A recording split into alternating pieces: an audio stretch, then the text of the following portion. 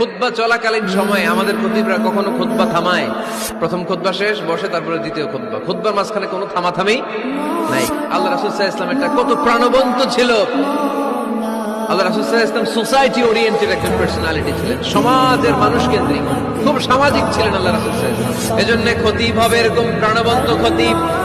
সমাজে কি চলে, কি ক্রাইসিস, কি সংকট, ইয়াংরা কোন সমস্যায় ভোগে, আমাদের রাজনৈতিক অঙ্গনে কি সমস্যা, আমাদের অর্থনৈতিক অঙ্গনে কি সমস্যা, আমাদের সামাজিক অঙ্গনে কি সমস্যা, আমাদের পরিবারগুলোর ভেতরে কি ঝামেলা, প্রত্যেকটা কথা মসজিদের মিম্বার থেকে আসার দরকার আছে না নাই?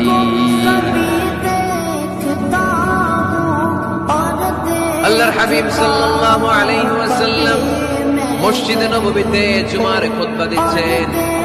খুতবা চলাকালীন সময়ে এক সাহাবী এসে মসজিদের মধ্যে বসে পড়লেন। আল্লাহর হাবিব সাল্লাল্লাহু আলাইহি ওয়াসাল্লাম সাহাবীরে বললেন, দাঁড়াও। সাহাবী দাঁড়ালেন। আল্লাহর নবী জিজ্ঞেস করলেন, কেন বসে বললা? 2 রাকাত পড়ছো নাকি? সাহাবী বলে, পড়ি নাই। বিশ্বনবী বললেন, তাহলে তাড়াতাড়ি 2 রাকাত নামাজ পড়ে বসে যাও। সুবহানাল্লাহ। 2 রাকাত পড়ো নাই? তুই পড়ো, দাঁড়াও, তারপরে বসো। দেখেন, খুতবা চলাকালীন সময়ে আমাদের খতিবরা কখনো খুতবা থামায়?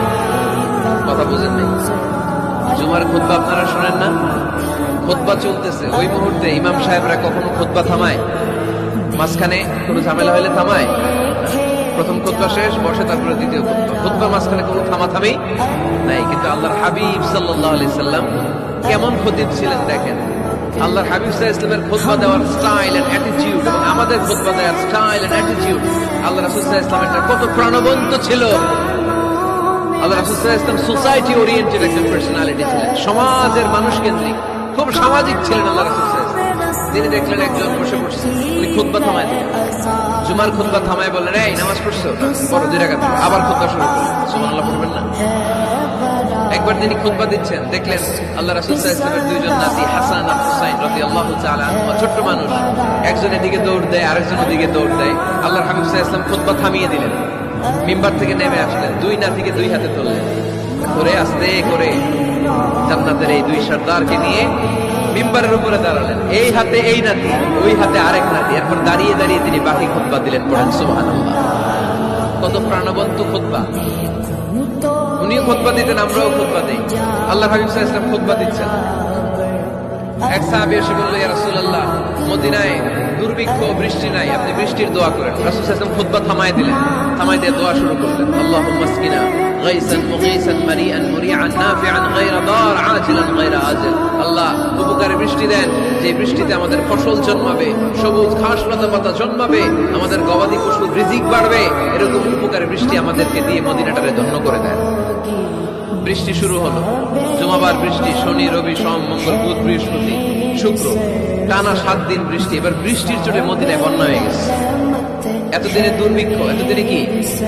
এখন বৃষ্টির বরকতের দোয়া করছে, বৃষ্টিতে এবার বন্যা। যে সাহাবী বৃষ্টির জন্য দোয়া করতে বলেছিলেন, পরের জুমাবারের খুতবার সময় এসে ওই সাহাবী বলেন, ইয়া রাসূলুল্লাহ, আবার খুতবার মাঝখানে, ইয়া রাসূলুল্লাহ, আর বৃষ্টির দরকার নেই, আর এবার বৃষ্টি বন্ধের দোয়া করেন। আল্লাহর হাবিব সাল্লাল্লাহু আলাইহি ওয়াসাল্লাম খুতবা থামিয়ে আবার বন্ধের দোয়া, আল্লাহুম্মা হাওয়ালাইনা ওয়ালা আলাইনা। হে আল্লাহ, আমাদের চারিদিকে দেন, মদিনাতে আর বৃষ্টির দরকার নেই। চিল্লায় পড়েন সুবহানাল্লাহ। এজন্য খতিব হবে এরকম প্রাণবন্ত খতিব।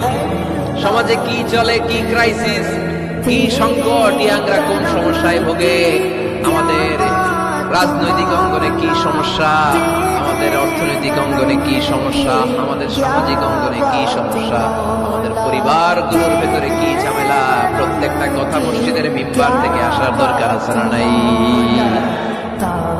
আল্লাহর হাবিব সাল্লাল্লাহু আলাইহি ওয়াসাল্লাম এভাবেই সমাজকে ঠিক করে দিতেন।